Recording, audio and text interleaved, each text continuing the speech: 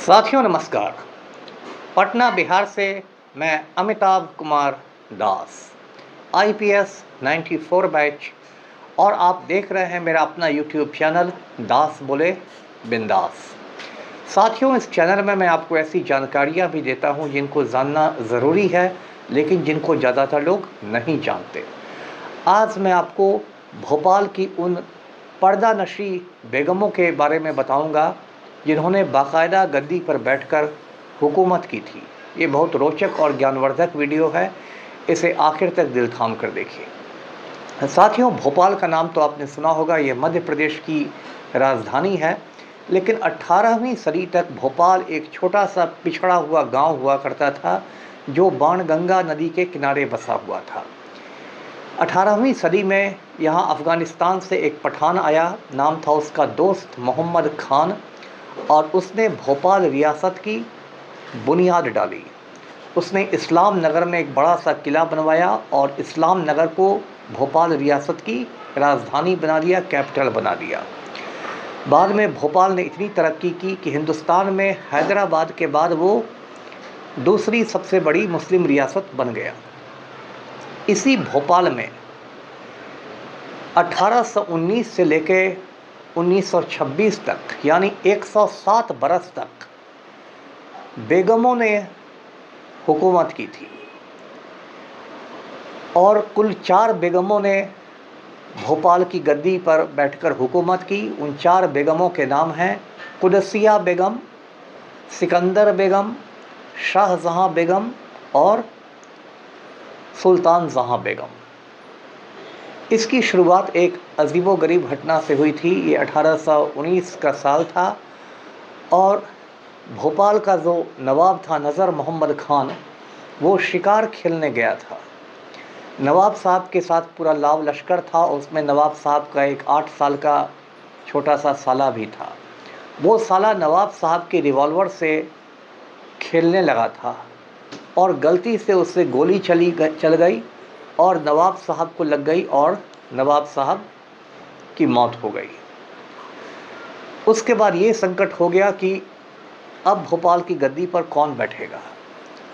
साथियों, से समझिए ये 19वीं सदी की बात है, जब ज़्यादातर मुस्लिम औरतें जो थी वो बिल्कुल कठोर पर्दे में रहती थी, बुर्का में रहती थी और एक तरह से 4 दीवारी में कैद रहती थी, बाहर नहीं निकलती थी। लेकिन उस समय जो नज़र मोहम्मद खान की बीवी थी कुदसिया बेगम, उसने गद्दी पर अपना दावा ठोक दिया। इससे समझिए वो कितनी बहादुर महिला थी। और सिर्फ ठोक ही नहीं दिया, बल्कि जो ईस्ट इंडिया कंपनी थी अंग्रेज़ों की, उसको मंजूर भी करना पड़ा कुदसिया बेगम का दावा, और कुदसिया बेगम भोपाल की गद्दी पर बैठ गई। कुदसिया बेगम का एक और नाम था गौहर बेगम। गौहर का मतलब मोती होता है, यानी पर्ल होता है। कुदसिया बेगम ने बहुत ही अच्छी तरीके से भोपाल पर शासन किया। उसने वहाँ जामा मस्जिद का निर्माण करवाया भोपाल में, और एक गौहर महल का निर्माण कराया, जिसे आप आज भी देख सकते हैं। कुदसिया बेगम के बाद हुकूमत जो थी वो उसकी बेटी के हाथ में आ गई। उसका नाम था सिकंदर बेगम। अब ये जो सिकंदर बेगम थी, ये भी बहुत पावरफुल महिला थी, और सिकंदर बेगम के समय ही 1857 में सिपाहियों का गदर हो गया था, जिसको भारत का प्रथम स्वाधीनता संग्राम कहते हैं। हिंदुस्तान की पहले जंग आज़ादी थी। लेकिन ये जो सिकंदर बेगम थी, इसने उस गदर के दौरान अंग्रेज़ों का साथ दिया। साथियों, उस समय हिंदुस्तान में बहुत सारे राजे महाराजे थे, नवाब थे, वो लोग अंग्रेज़ों के साथ खड़े रहे थे। जैसे ग्वालियर का जो सिंधिया घराना था, जिसके ज्योतिरादित्य सिंधिया आजकल मिनिस्टर है मोदी सरकार में, सिंधिया घराने ने भी अंग्रेज़ों का साथ दिया था और झांसी की रानी लक्ष्मीबाई का विरोध किया था। तो सिकंदर बेगम भी अंग्रेज़ों के साथ खड़ी हो गई, और जब उस गदर को कुचल दिया गया तो अंग्रेज़ों ने सिकंदर बेगम को काफ़ी सारे जो कहते हैं इनाम दिए, उनकी लॉयल्टी के लिए, उनकी वफादारी के लिए। सिकंदर बेगम के बाद जो गद्दी पर बैठी अगली जो बेगम थी, उनका नाम था शाहजहां बेगम। अब ये शाहजहाँ बेगम ने भी भोपाल में बड़े बड़े काम किए, और शाहजहाँ बेगम ने एक बड़ा काम ये किया कि उन दिनों सर सैयद अहमद खान जो थे वो अलीगढ़ में अलीगढ़ मुस्लिम यूनिवर्सिटी बनवा रहे थे, और इसके लिए घूम घूम कर वे लोगों से चंदा मांग रहे थे। तो ये जो शाहजहाँ बेगम थी, इसने लाखों रुपए जो आज के ज़माने में आपको कई करोड़ रुपए थे, वो सर सैयद अहमद खान को चंदा के रूप में दिए। और उसके बाद एंग्लो मोहम्मडन ओरिएंटल स्कूल की बुनियाद रखी गई, जो आगे चलकर अलीगढ़ मुस्लिम यूनिवर्सिटी में तब्दील हो गया। आप जानते हैं AMU आज भी चल रहा है, और देश के बहुत प्रतिष्ठित विश्वविद्यालयों में उसकी गिनती होती है। सेंट्रल यूनिवर्सिटी है, उसको बनवाने में भी जो भोपाल की बेगम थी, शाहजहाँ बेगम, उनका बहुत बड़ा योगदान था। शाहजहाँ बेगम के बाद अगली बेगम जो भोपाल की गद्दी पर बैठी थी, उनका नाम था सुल्तान जहाँ बेगम। अब ये जो सुल्तान जहाँ बेगम थी, ये बहुत मतलब आप कह सकते हैं पढ़ी लिखी महिला थी, विदुषी थी जिसको कहते हैं, और इसने अपनी आत्मकथा लिखी, ऑटोबायोग्राफी जिसको कहते हैं, और आत्मकथा 2 हिस्सों में लिखी। एक का नाम था गौहर-ए-इकबाल और दूसरा का नाम था अख्तर-ए-इकबाल। तो आज भी आप इनकी आत्मकथा पढ़ सकते हैं। उसको पढ़ के उस ज़माने के भोपाल रियासत के बारे में, वहाँ का जो शाही परिवार था उसके बारे में, उसके रस्म रिवाज के बारे में, उनके खान पान के बारे में आपको बहुत सारी जानकारी मिलेगी। वो एक बहुत आप कह सकते हैं ऐतिहासिक दस्तावेज़ है भोपाल पर।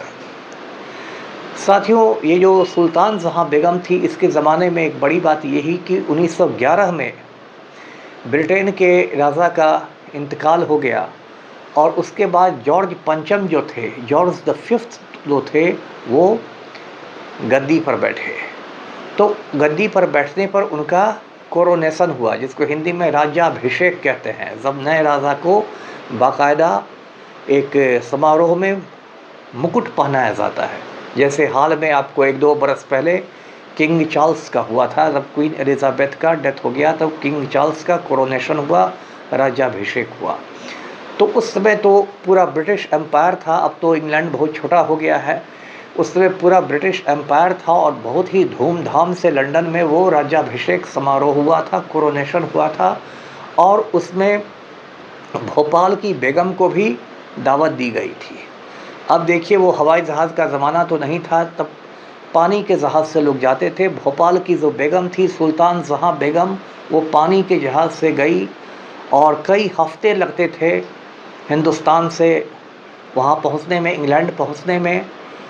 और तब तक ये स्वेज़ नहर बन चुका था, तो स्वेज़ नहर से होकर मिस्र के पास से होकर जहाज़ जाता था, और कई हफ्ते के बाद पूरे लाव लश्कर के साथ सुल्तान जहाँ बेगम जो थी, वो लंदन पहुँची। अब सबसे दिलचस्प बात है कि उस जो दावत में, उस कोरोनेशन में दुनिया भर के बड़े बड़े जो VIP VVIP लोग, राजे महाराजे, राष्ट्रपति, प्रधानमंत्री, सबका समझिए मेला लगा हुआ था। हिंदुस्तान से भी कितने राजे महाराजे गए थे। लेकिन ये जो सुल्तान जहाँ बेगम थी, ये लगातार बुर्का पहन के रही, यानी बिल्कुल कह सकते हैं कठोर पर्दे में रही, और बुर्का पर उसने तमाम पदक लगा रखे थे, तमाम मेडल्स लगा रखे थे, जो पदक उनको ब्रिटिश हुकूमत की ओर से मिले थे। सोने चांदी के तमाम पदक उनके बुर्का पर लगे हुए थे। अब लंदन के अखबारों में, लंदन के पत्रकारों में वो एक मतलब कौतूहल का विषय बन गई, और लंदन के जितने भी अखबार थे, बड़े बड़े अखबार, सारे अखबारों के पहले पन्ने पर भोपाल की बेगम सुल्तान जहाँ की तस्वीर रहती थी कि वो बिल्कुल बुर्का पहनी हुई हैं, और उनका एक सेवक उनके ऊपर एक छतरी लिए रहता था। उनके आसपास उनके बड़े बड़े दरबारी लोग चलते थे, नौकरों का मेला चलता था, और एक बहुत बड़ा मतलब आप समझिए कि वो लंदन में एक समा बन गया था भोपाल की बेगम का। ये जो सुल्तान जहाँ बेगम थी, इनके जो पड़ पोते थे, यानी ग्रेट ग्रैंडसन, उनका नाम था शहरयार खान। शहरयार खान आगे चलकर पाकिस्तान के विदेश सचिव बने, फॉरेन सेक्रेटरी बने। और शहरयार खान ने एक बहुत शानदार किताब लिखी है, बेगम्स ऑफ भोपाल। उस किताब का नाम है भोपाल की बेगमों का। लेकिन अभी मैं देख रहा था वो जो किताब है वो 10,000 रुपये उसकी कीमत है। तो मुझे लगता है वो किताब आम आदमी को ख़रीदना थोड़ा मुश्किल है। उसको भी लगता है नवाब और बेगम ही खरीद पाएंगे। लगभग 10,000 रुपया उसकी कीमत है। शहरयार खान की लिखी किताब है। और लगे हाथ में आपको ये भी बता दूं कि ये जो बॉलीवुड के एक्टर हैं, सैफ अली खान, जो शर्मिला टैगोर के बेटे हैं, करीना कपूर के शौहर हैं, वो सैफ अली खान का ननिहाल जो है वो भोपाल में ही था। और जो भोपाल के आखिरी नवाब थे हमीदुल्ला खान, वो सैफ अली खान के परदादा हुआ करते थे। तो इस तरह आप कह सकते हैं कि सैफ अली खान की रगों में भी जो है वो भोपाल रियासत का शाही खून दौड़ता है। तो वीडियो यहीं तक। वीडियो को लाइक करें, शेयर करें, चैनल को सब्सक्राइब कीजिए। धन्यवाद। जय हिंद।